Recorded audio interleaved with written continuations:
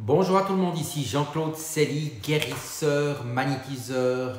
Tout d'abord, êtes-vous bien abonné à ma chaîne YouTube car cela vous permet de recevoir d'excellentes énergies, je vous le garantis. Cela me permet également de vous proposer davantage de sujets variés. Merci aussi de liker et de partager la vidéo et sous cette dernière, vous trouverez des liens utiles comme mon site internet ainsi qu'un numéro de téléphone pour me contacter. Aujourd'hui, nous allons parler de la présence des saints et pourquoi il est bon de les invoquer sans être forcément dans la religion.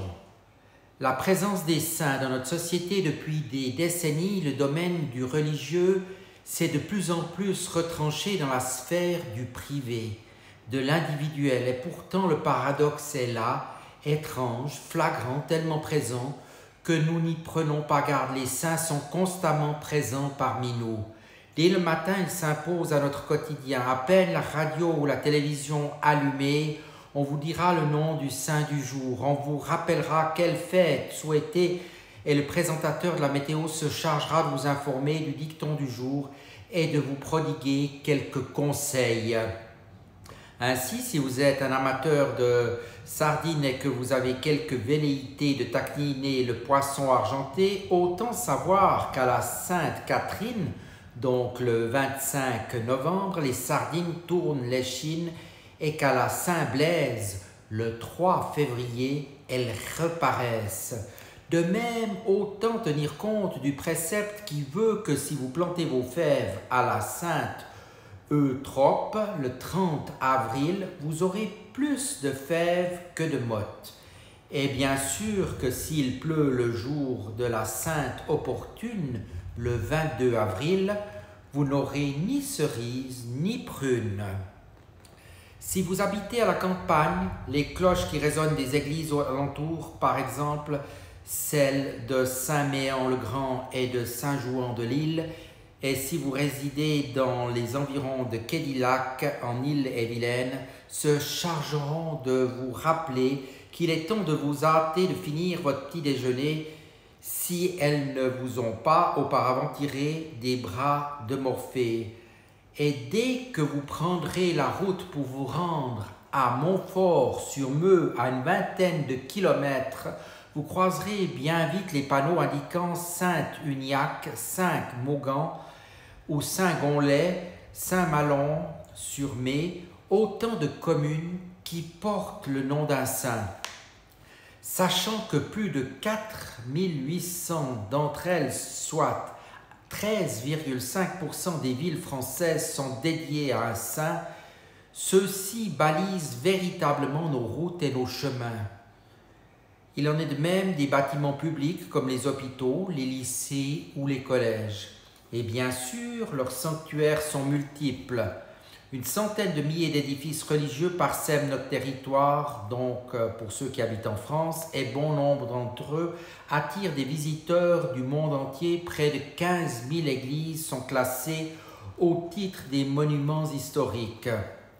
Autre paradoxe, en ces temps de crise de la vocation, les pèlerinages attirent une foule de plus en plus importante, aiguillée par un nombre croissant de publications vantant les charmes et les vertus de tel ou tel chemin de randonnée ou manifestation folklorique à vocation spirituelle. Assurément, les saints savent se rappeler au bon souvenir de ceux qui ont oublié que les routes reliant les sanctuaires les uns aux autres ont été les plus grandes artères où ont circulé les hommes, les marchandises et la culture de l'Europe. À l'évidence, cela atteste qu'un lien fort et puissant lie les saints et les hommes, bien plus que la plupart d'entre eux n'en ont conscience. Ce n'est pas en vain que toutes les professions se sont choisies un saint protecteur et parfois même plusieurs. Si depuis près de 2 millénaires nos concitoyens ont admis que des forces immatérielles telles que des saints personnages peuvent jouer un rôle dans notre environnement terrestre et ont donc jugé judicieux de placer leur lieu de vie et leur cadre de travail sous la protection de tels êtres, qu'en est-il en matière de la santé? Eh bien, l'histoire nous informe que depuis des siècles, les humains ont accepté l'idée que ces puissances divines ont des compétences particulières vis-à-vis des maladies et donc de la santé des humains. Ainsi, il est envisagé que les affections puissent résulter de leurs œuvres à la demande d'un Dieu courroucé par l'attitude des humains. Cette vision des choses a pour corollaire que le saint qui a provoqué une maladie a également la capacité d'y remédier. Certaines affections sont donc désignées sous l'appellation de maux de saint. Par exemple, la rage est le mal de saint Hubert, la gale est le mal de saint Méan, la méningite est le mal de saint Claude, l'épilepsie est le mal de saint Jean. Mais qui sont donc ces personnages auxquels on attribue la faculté de propager de terribles maladies et en corollaire d'y remédier? Qu'est-ce qu'un saint? Des personnages vraiment hors du commun. Le mot saint est lourd de signification puisqu'il vient du latin sanctus qui signifie saint d'esprit, pur, sacré, inviolable. Par conséquent, le saint est un être pur, lumineux, sacré et inviolable. Bien sûr, nul ne peut se prévaloir de cet état. On est désigné comme tel. On appelle saint un individu qui a été canonisé après sa mort du fait de l'exemplarité de sa vie. Ce qui caractérise l'existence de ces personnes, c'est le fait qu'elles soient hors du commun, marquées du sceau de l'excès. S'il n'y a pas de portrait type du saint, la lecture des multiples vies de saints qui sont développées plus tard dans cet ouvrage que je suis en train de vous lire un extrait, porte un registre de l'épopée. Dans celle-ci, une place particulière est attribuée au rôle que ces personnes ont eu dans la vie du Christ et plus particulièrement dans l'épisode de la Passion. C'est ainsi que la mère de Jésus, sa grand-mère, Sainte Anne et sa cousine, Sainte Élisabeth, ont pour fonction de présider au bon déroulement de la maternité et à la venue au monde des enfants. Comme mère exemplaire, on leur reconnaît donc la compétence traditionnellement dévolue aux femmes de veiller à la santé de leur progéniture. C'est parce que l'émouvante Sainte Véronique réconforta le supplicié en lui essuyant le visage lors de sa montée au calvaire qu'elle a reçu en retour la faculté d'apaiser l'ardeur des fièvres. C'est également parce qu'ils prirent soin du corps du Rédempteur que saint Nicodème et saint Joseph d'Arimathie ont le pouvoir d'intervenir à l'encontre des maladies affectant l'épiderme comme la gale ou la gourme. Bien sûr, les apôtres ne sont pas oubliés. De nombreuses personnes ont accédé à la sainteté parce qu'elles ont payé de leur vie leur adhésion à la parole du Christ, parce qu'elles ont été martyrisées d'une façon particulièrement cruelle. C'est parce qu'on lui arracha les seins avec une tenaille que sainte Agathe est priée par les jeunes mamans. Si saint Laurent est un recours précieux pour nombre de brûlés, c'est parce qu'il périt grillé vif. De même, c'est parce qu'il fut criblé de flèches que saint Sébastien est associé aux maux de ventre. À ce sujet, il est fréquent que ces grandes victimes de la barbarie soient représentées avec des objets symbolisant leurs épreuves. Sainte Apolline, à qui l'on brisa les mâchoires avec une tenaille, Sainte Foy avec le gril sur lequel elle fut brûlée, saint Paul avec l'épée qui le décapita, saint Victor avec la meule qui le broya. Bien souvent, ces personnes ont été reconnues saintes car elles ont été de grands thaumaturges, généralement après qu'elles aient été affligées d'une maladie dont elles ont guéri miraculeusement. C'est le cas de saint Roch pour la peste, de saint Gilles pour la pleurésie et de saint Simon pour les morsures de serpents. De même, les saints ont été de grands missionnaires, d'ardents propagateurs de la parole du Christ. Ce fut le cas de saint Étienne, de saint Simon ou de saint Sébastien.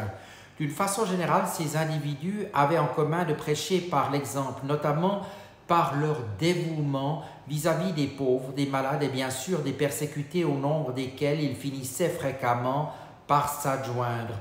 Les bâtisseurs de couvents, de monastères et d'églises font aussi partie de la cohorte des saints, par exemple Saint Cadeau, Saint Fiacre, Saint Éloi. Il en est de même de celles et de ceux qui s'y réfugièrent pour témoigner au Christ une ferveur sans limite, comme le firent Saint Vendelin, Sainte Thérèse de Lisieux ou encore Sainte Rita. Les saints dont la légende nous vante les mérites sont souvent les natifs de bonnes familles, parfois même royales. Lorsque, des premiers siècles, fréquemment leurs parents sont déjà convertis ou ne sont pas ouvertement en désaccord avec la nouvelle religion, de fait rien ne doit s'opposer à la vocation du futur saint.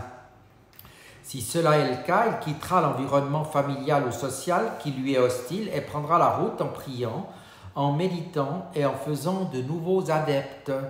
Parfois, il s'établira loin du monde, dans un ermitage où il sera rejoint par de futurs disciples informés de la présence d'un saint reclus qui guérit de temps à autre animaux et humains. La vie austère prendra alors fin et un enclos monastique s'élèvera, puis ensuite une église dont notre homme assurera la direction, à moins qu'il ne délaisse à nouveau ses compagnons pour renouer l'intime contact divin qu'il avait avant qu'il ne soit brouillé par le brouhaha grandissant de ceux qui poussent la porte de la nouvelle maison de Dieu. Très souvent, ce schéma se répétera jusqu'à ce que notre héros expire. Cela peut arriver parce que l'époque n'est guère clémente vis-à-vis des nouveautés spirituelles, par exemple sous le règne de certains empereurs romains ou lorsque les barbares parcouraient la Gaule quelques siècles plus tard. Cela peut aussi se terminer plus sereinement lorsque notre personnage s'éteindra paisiblement entouré de ses disciples, souvent après avoir exercé dignement et humblement une charge religieuse. Être devenu évêque, par exemple, alors ses louanges seront chantées, son enseignement sera propagé et les pèlerins accourront enrichir l'endroit où vit ce précieux héritage spirituel. Et cet enrichissement sera d'autant plus important lorsque les reliques du saint homme s'y trouvent.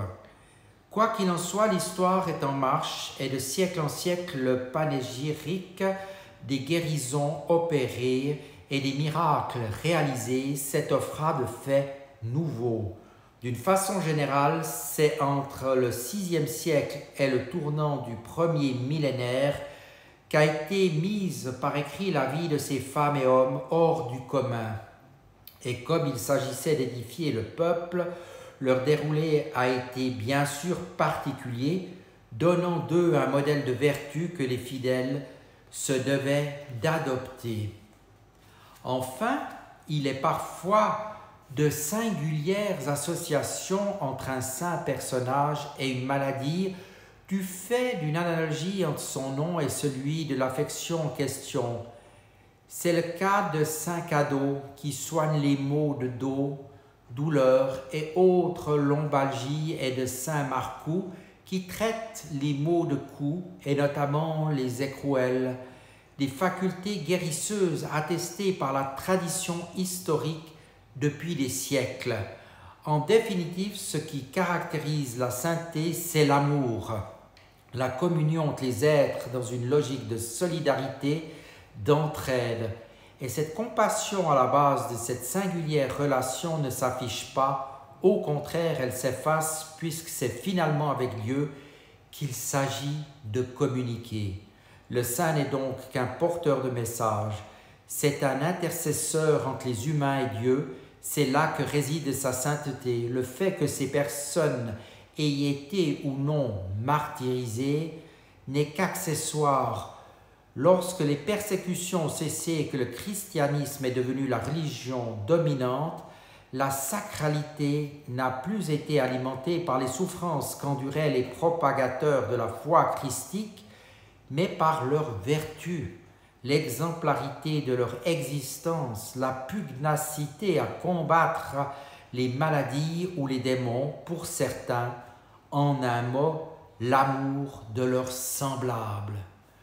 Voilà, j'espère que cela vous inspirera. Pour mes soins, j'invoque régulièrement des soins. Vous pouvez également les invoquer à tout moment.